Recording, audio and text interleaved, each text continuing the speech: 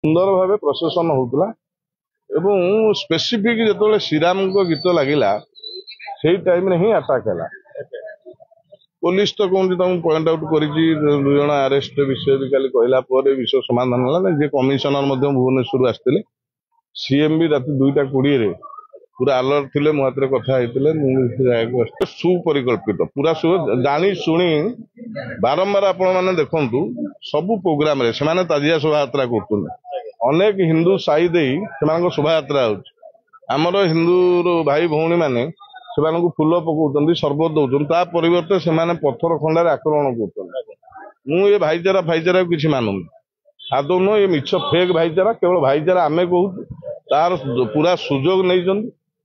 ये विषय बंद हवा दरकार। मु आपण माध्यम प्रशासन कहूँ विरुद्ध में कठोर कार्यानुष्ठान हो विशेषकर जो हाथी पोखरी एवं कदम रसुल सेटा रोहिंग्या मुसलमान आदास्थली पूर्व डीसीपी किसी एसपी कहूली से जोन पूर्व गोटे घटना घटला वेस्ट बेंगल किसी गाड़ी रे बांग्लादेशी मैंने आसुले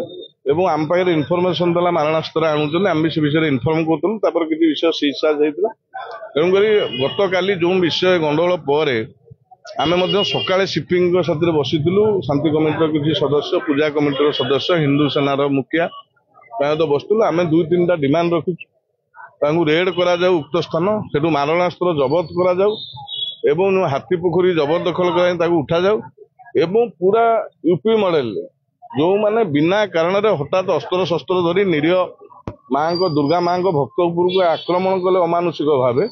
संपूर्ण भाव में गोटे एग्जाम्पलारी पनिशमेंट दि जाऊ भविष्य में कटक सहर में कहीं साहस न करूँ एड बड़ धार्मिक अनुष्ठान मान भव्य शोभा यात्रा को विशृंखलित करने कटक को बदनाम करने या पछरे राजनैतिक षड़यंत्र भी अच्छी पूरा गंध बारी हो जाऊँगी।